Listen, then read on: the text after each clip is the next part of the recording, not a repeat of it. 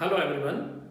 In the previous videos we have learnt about the linear inequations and also their solutions. Solutions by graph and also on the number line. We have also learnt about the solution of the pair of linear equations in two variables by applying graph, or we can say graphical solution. Now in this chapter we are going to apply the same thing here, and the chapter is linear programming. What is linear programming? Where it is required? Actually generally we require the planning for everything. Programming means planning. Even if we go for any of the function in our family, we have to plan it. We have to program it before we execute that. The same way when we go for a business, we have to plan it. See, suppose you want to set up a factory. For that factory, you will see the land should be cheaper. Then the resources, what you want to produce according to the resources should be available there in the cheaper way and nearest. Then you will see the transportation should be good there, because you have to supply the items to the market, and also you have to bring the raw materials for the products to your factory. Then labor, you will see that the labor also is available there at cheaper cost. Also you will see that electricity, water, etc., all these things are available there easily. And then you plan it. Here in the linear programming, linear means what? Linear means having the variables with power 1. That we already know. So here also we will be having some variables, and then in the form of that variables we will be making some of the inequalities, that is linear inequalities, and then finding the solution of that. That is called the linear programming. Where we need it? Actually when we are setting up a factory, as I told you, then there we are to see that the product which we are producing in our factory or manufacturing in our place where we are working, we want to sell it at such way and produce the number of the items in a day in such a way that we get the maximum profit. Or in case we want to make some of the diet, then for the diet also we want to see that it should be at the minimum cost and it should meet all the requirements of the nutrients what are required. So like this we need the linear programming for different type of plannings. So we have understood what is linear programming. Linear programming is we are going to make inequalities in the form of the variables, and that should be linear. What are generally the parts of a linear programming?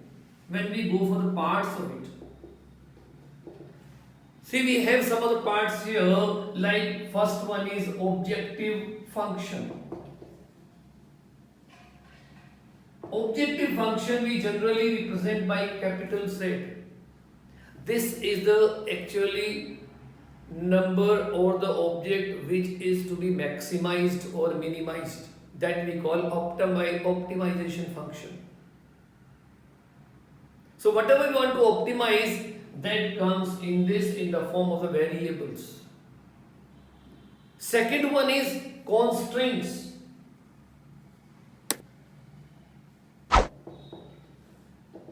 Constraints means restrictions or the conditions under which we want to plan the optimization of this objective function.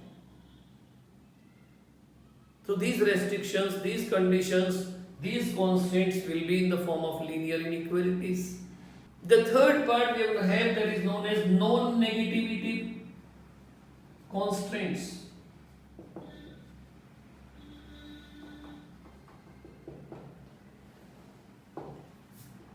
The variables which we are using here, they will be non-negative.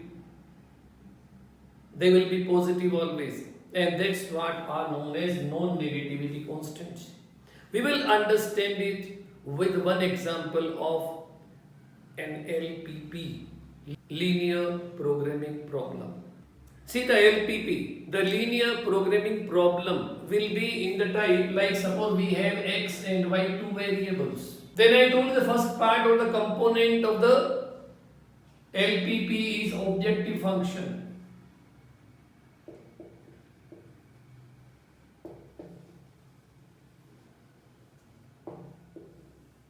This is represented by Z.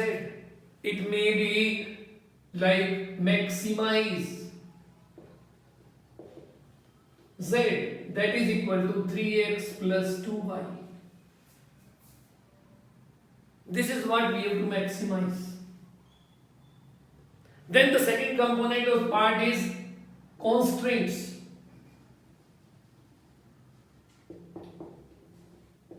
Constraints will be in the form of inequalities, linear inequalities in terms of x and y. It may be 5x plus 2y is less than equal to 10. May have more than one. It may be another one, 6x plus y is less than equal to 12. Like this we will have some of the constraints under which we have to find the maximum value of this objective function z. The third I told you is non-negativity constraints.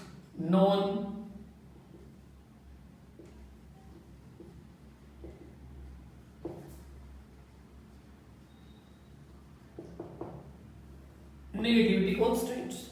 That is, x is greater than equal to 0 and y is greater than equal to 0. Generally, these x and y, the variables will be positive, and that's why we have the non-negative constraint that x and y both are greater than equal to 0. Now we will discuss how many types of problems we will have in this particular chapter of LPP.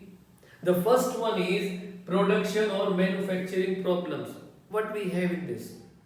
We will be producing some of the items. Suppose two types of items we are producing in our factory or farm. That may be in number as x and y. In a day we produce x number of first type of objects and y the second type of objects. Then how many items we should produce in a day at some particular cost? If we sell them, then the maximum profit should be achieved. That's what we are having, maximizing the profit. And as we know, the number of objects will be always positive because we are producing the objects. So that x and y both are to be positive. Second type of problems, we will be having diet problems. For a diet, we know balanced diet is when we meet all the requirements of the body. That is the nutrients, vitamins, carbohydrates, etc. What is the quantity required, minimum quantity required for a person. Now suppose we want to mix up two types or three types of foods in which that quantities are available. We know how much quantity is available in one particular unit of the particular food. In what way they should be mixed so that the requirements of the balanced diets are met, and also we want to see that the cost should be minimum. So we have to minimize the cost of the diet and it should be mixed to meet the requirements of the nutrients, carbohydrates, vitamins, etc. In diet problem, we may also have the problems on the fertilizers.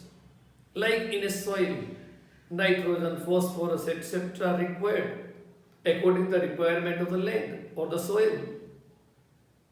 Then suppose in a particular fertilizer we are not getting all that in a particular unit. So we will be mixing up two or more fertilizers so that the quantities of that can be taken in such a way that the requirement of that soil are met. And we want to see that the cost of the fertilizer is to be minimized. That type of problems we will have in diet problems. The third one is transportation problems.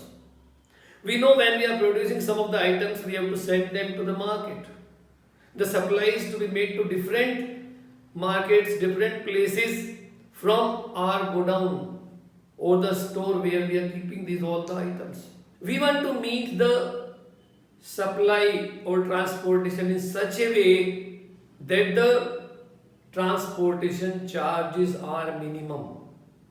So in this we have to plan the transportation in such a way that the charges of transportation are minimum and the supply is made according to the requirement of the market. The method of solving these problems, we will be having the corner point method. So in the next video we will be learning about solution of the linear programming problems by applying the corner point method. Thanks for watching my video. If you have any comments or doubts, leave them in the comment box and I will get back to you.